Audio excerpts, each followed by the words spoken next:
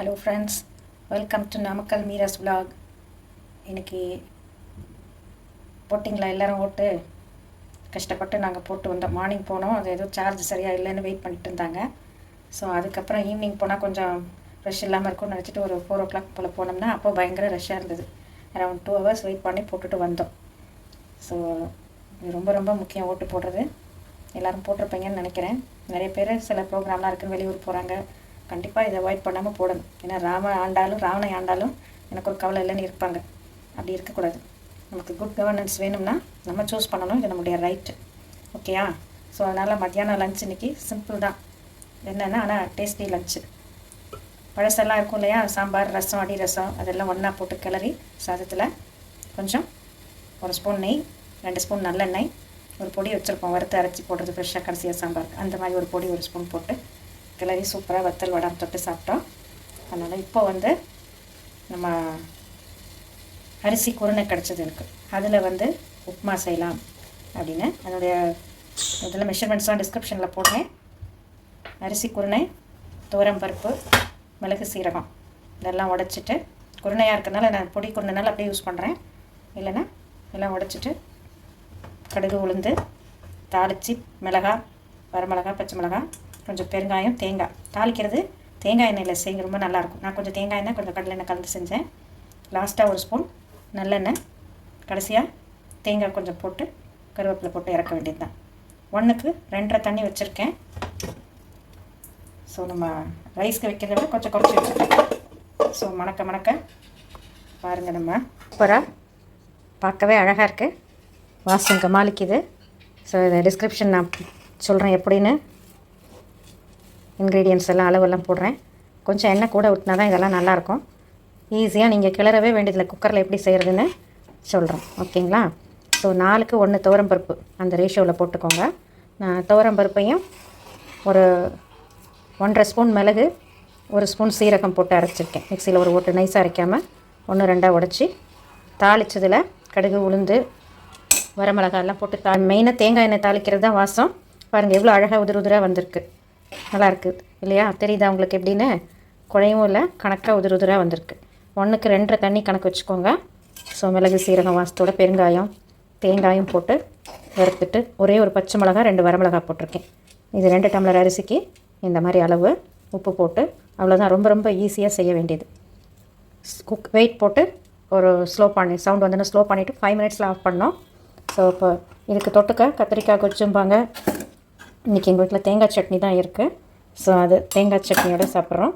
இல்லை ஏதாவது ஒரு ஊறுக்காய், மாங்காய் ஊறுக்காய், இல்லை ஒரு வத்த குழம்பு அதெல்லாம் கூட நல்லா தான் இருக்கும். ஸோ இந்த மாதிரி செஞ்சு பாருங்கள். மத்தியானம் நான் சொன்னேன் இல்லையா, அது மாதிரி செஞ்சோம்னா வாரத்துக்கு 1 நாள் ரெஸ்ட் எடுத்துக்கலாம். எப்போ பார்த்தாலும் சமைச்சிட்டே இருக்கிறதுக்கு அது ஒரு டேஸ்டியாகவும் இருக்கும். ஃப்ரிட்ஜும் கிளியரன்ஸ் ஆகிடும். சரிங்களா? ஸோ அந்த மாதிரி செய்யுங்க. இதில் கொஞ்சம் தேங்காய் போட்டு கருவேப்பிலை போட்டு இறக்கணும்னு சொல்லி மறந்துட்டேன். ஸோ அதையும் போட்டு லாஸ்ட்டாக கிளறிடுங்க. ஆரம்பத்துலேயும் கொஞ்சம் தேங்காய் போட்டவங்க இருக்கும்போது வெங்காயம் போட்டு வாசமாக இருக்குது. ஸோ இதுக்கு வெங்காயமே தேவையில்லை. விரதத்துக்கெல்லாம் கூட இது நீங்கள் செய்யலாம், வெங்காயம் சேர்க்காதது. ஸோ அவ்வளோதான் நம்மளுடைய சுவையான குருணை அரிசி உப்புமா. முழு அரிசியாக இருந்ததுன்னா அது மாதிரி உடச்சிக்கலாம். அதை கொஞ்சம் 1 நிமிஷம் தண்ணியில் ஊற வச்சுட்டு வடிச்சிட்டு அப்புறம் மிக்சியில் போட்டு ஓட்டினா ஒரே மாதிரி ஈவனாக உடையும். அப்படி இல்லை கொஞ்சம் பவுடராக இருந்துச்சுன்னா அதை கொஞ்சம் ஜலிச்சிக்கோங்க. ஓகேங்களா? ஸோ நம்மளுடைய சுவையான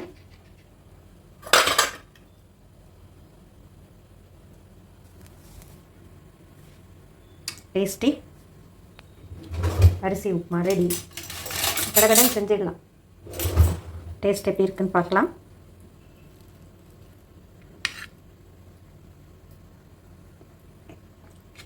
சூப்பராக இருக்குங்க. ஓகே, ஆப்பத்துக்கு கூட போட்டிருக்கேன். மோத்தியில் தேங்காய் கிடச்ச உடனே நிறைய தேங்காய் கிடச்சிது. ஸோ அது ஆப்பத்துக்கு போட்டிருக்கேன். நல்லா நைஸாக அரைக்கணும். நைஸாக அரைஞ்சிச்சு பாருங்கள். இதில் என்னென்ன இன்க்ரீடியன்ஸ் போட்டிருக்கேன்னு உங்களுக்கு சொல்கிறேன். நாளைக்கு ஆப்பம் செய்யும்போது காமிக்கிறேன். ஃபெர்மெண்ட் ஆகணும் இல்லையா? ஸோ அப்போ காமிக்கிறேன் உங்களுக்கு. இதுக்கு 1 பங்கு பச்சரிசினா 1 பங்கு புழுங்கல் நான் ரேஷன் அரிசி தான் போட்டிருக்கேன். இதில் 8க்கு 1 உளுந்து போட்டால் போதும். போட்டு ஒரு கை வெந்தயம் போட்டிருக்கேன். போட்டுட்டு இதுக்கு ஒரு எதுவுமே முன்னாடியெல்லாம் நம்ம சோடாப்பெல்லாம் போடுவாங்க ஆப்பத்துக்கு. இப்போ அதெல்லாம் எதுவுமே தேவையில்லை. சும்மா ஒரு பிடிச்ச சாதம், மதியானம் வடித்த சாதம் இருந்தது, அதை போட்டு ஆட்டியிருக்கேன். ரொம்ப சாஃப்டாக இருக்கும். தேங்காய் தண்ணி இருந்தால் அதை ஊற்றி ஆட்டலாம். இல்லைன்னா மார்னிங் கூட ஊற்றிக்கலாம் கொஞ்சம் தேங்காய் தண்ணி. அப்படி இல்லையா, இதுக்கு தேங்காய் பால் செய்கிறோம் இல்லையா, அதில் 2 பால் எடுத்து கலக்கி வச்சுட்டு இன்னும் கொஞ்சம் 3வது பால் இருக்குது, அதை வந்து இதில் ஊற்றிடலாம் அந்த தண்ணியை. ஸோ ஊற்றி நல்லா தண்ணியாக கரைச்சி ஊற்றணும். ஸோ ஃபெர்மெண்ட் ஆகணும், ஓவர் நைட்டு புளிக்க வைக்கணும், அப்போ தான் அது நல்லா சாஃப்டாக வரும். ஓகேங்களா? நாளைக்கு இது ஆப்பம் எப்படி செய்யுதுன்னு பார்க்கலாம். பாய். இப்போ மாவு ஆட்டி முடிச்சாச்சு. மாவு ஆட்டி நல்லா நைஸாக ஆட்டணும். ஆட்டிட்டு அந்த கிரைண்டர் கழுவ தண்ணி ஊற்றி நல்லா கையை வச்சு இப்படி கலக்கணும். கலக்கிட்டு அது அப்போ தான் நல்லா புளிக்கும். ஸோ அந்த கையில் அந்த பாக்டீரியாலாம் இருக்கு இல்லையா, அதுதான் புளிக்க வைக்கிறது. எவ்வளோக்கு எவ்வளோ அது புளிக்குதோ அந்தளவுக்கு சாஃப்ட்னஸ் கொடுக்கும். ஸோ காலையில் ஊற்றும்போது ஒரு ஸ்பூன் உப்பு சர்க்கரை போட்டு ஊற்றணும். நல்லா இந்த கன்சிஸ்டன்சிக்கு நல்லா தண்ணியாகவே கலக்கணும், கெட்டியாலாம் கலக்கக்கூடாது, தண்ணியாக கலக்கலாம்.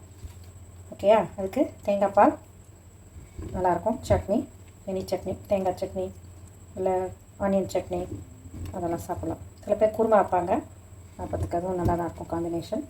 ஸோ காலையில் இது நல்லா எப்படி பொங்கி வருது, எப்படி ஊற்றுறதுன்னு பார்க்கலாம். ஸோ அப்படியே கிச்சனில் வேர்த்து ஊற்றுது, குளிச்ச மாதிரி ஆகிடுது. வெயில் காலத்துக்கு இந்த வாட்டர் லாஸ்க்கு நீங்கள் நீர் மோரை கலக்கி வச்சுட்டு அப்பப்போ நிறைய குடிக்கலாம். வாட்டர் மெலன் இந்த மாதிரி நீர் பழம் இதெல்லாம் சாப்பிட்லாம். முடிஞ்ச வரைக்கும் பழமாக சாப்பிடுங்க.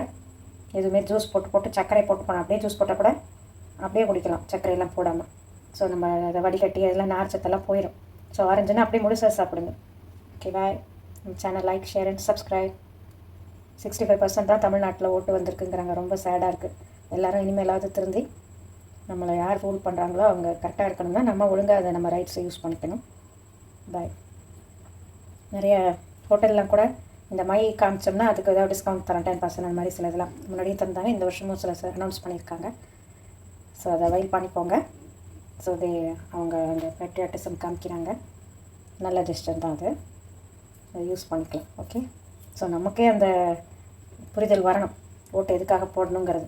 அப்புறம் போட்டு வருத்தப்பட்டு வருஷக்கணக்காக கவலைப்பட்டுட்டு இருக்கிறத விட நம்ம எல்லோரும் ஓட்டு போட ஆரம்பித்தாலே நமக்கு நல்ல ஆள் கிடைப்பாங்க. நிறைய பேர் போடுறதே இல்லை, அதுதான். ஓகே.